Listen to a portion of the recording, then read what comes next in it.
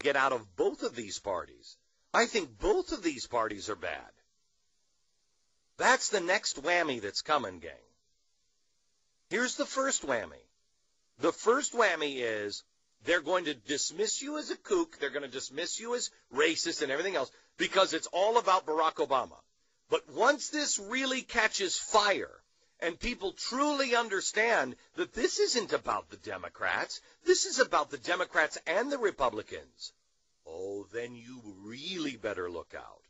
Because then talk radio, then anybody who spouts this stuff out, then you are really a target. Because then you're a target of both parties.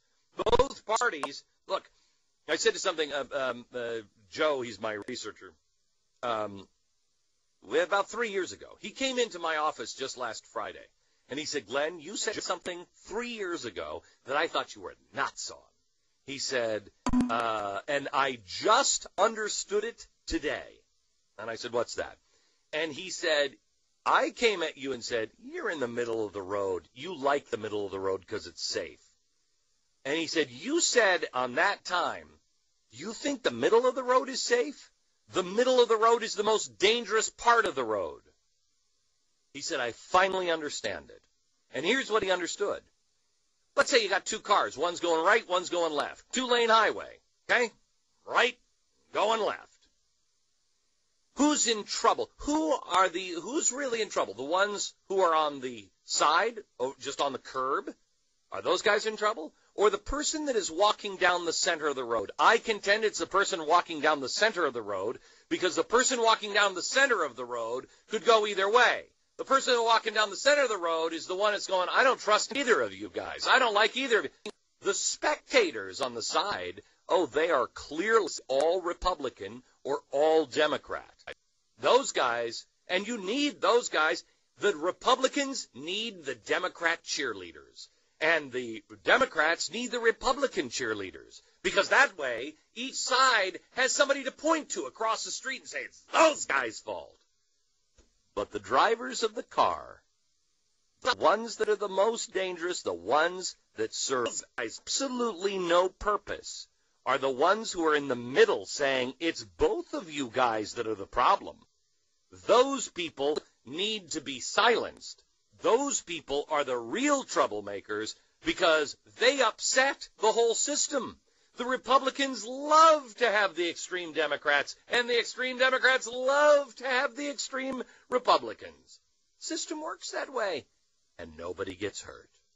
Right, and when you're making this analogy, it's on parties. It's not necessarily ideology left and right, or even what you were talking about before with the 0% government and 100% government. It's the parties. It's the parties. It's getting it out of their way of those two parties. It's the parties. It's the parties. Because you're clearly conservative. Yes. But it has nothing to do with an actual party.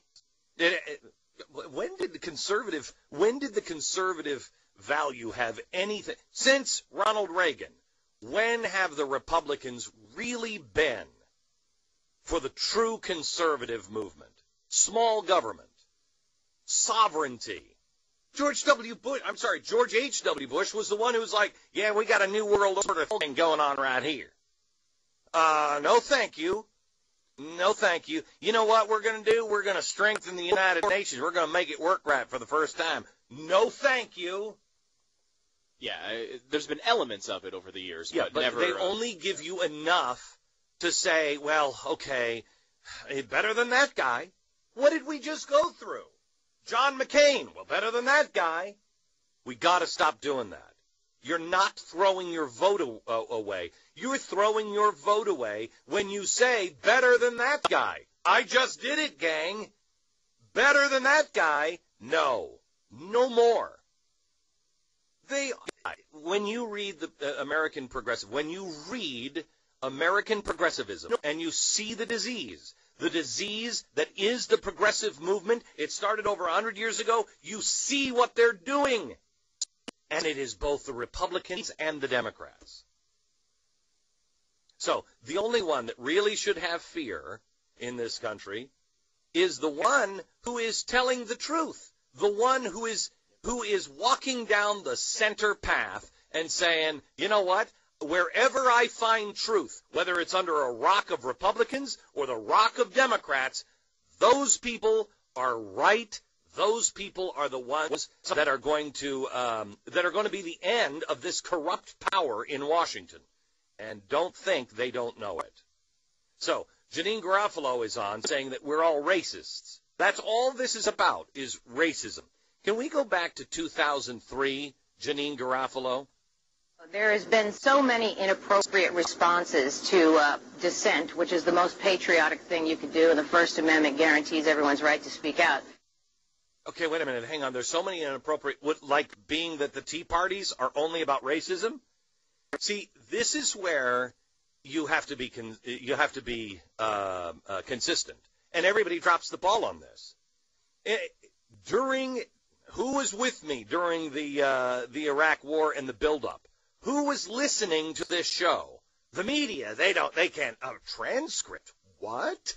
They can't even begin to understand the concept that I've got 30 years of broadcast, and I've got, the last 8 years. You can look at what I was saying about George W. Bush, what I was saying about dissent. I was the guy on the air defending the people in Hollywood saying you cannot call them un-American. There's nothing more American than speaking out, and now is the time to speak out. That's what you do. Speak out. However, my problem with Hollywood was they wanted it both ways. They wanted to be able to speak out and be loved and have us go watch their movies. No, sorry. If I can no longer see you as anybody but the woman who, sold out her country overseas, which is now no different than Barack Obama, so, what do I know? And I can no longer enjoy your country music, Dixie chick. Well, then that's not my fault. I can no longer enjoy your music because I think of you doing that overseas. That doesn't make me un-American, and it doesn't make you un-American. That makes us capitalists, which, again, I see that we don't really embrace anymore in this country. So, again, what do I know? Back to Janene Garofalo. Again, this is current day Janene Garofalo on Doberman's show. The limbic brain inside a right-winger or Republican or conservative or your average white power activist is much larger in their head space than in a reasonable person, and it's pushing against the frontal lobe. So their synapses are misfiring. I didn't know she played a doctor on TV or was a doctor. But in other words, this is what's wrong with you. Your brain is too big. It doesn't work right. It's just too big because it's making everything misfire, and that's why you become such a white power racist. Right. Yeah. And conservatives equal white power. Yes. That's all you are. If you're a conservative, you're white power. Here she is back in 2003. Like I said, it's very Archie Bunker, anti-intellectual, unfair way to treat dissent. All right, so we're in favor of celebrities talking or public figures talking about politics if they want to. I'm in favor of any citizen talking if they want to. Right. Just don't make unfair comments about them if they do. Like, call that your brain power, is too big and lobe. It's a white power synapse thing. Oh, okay. Here's our number, 888-727-BECK.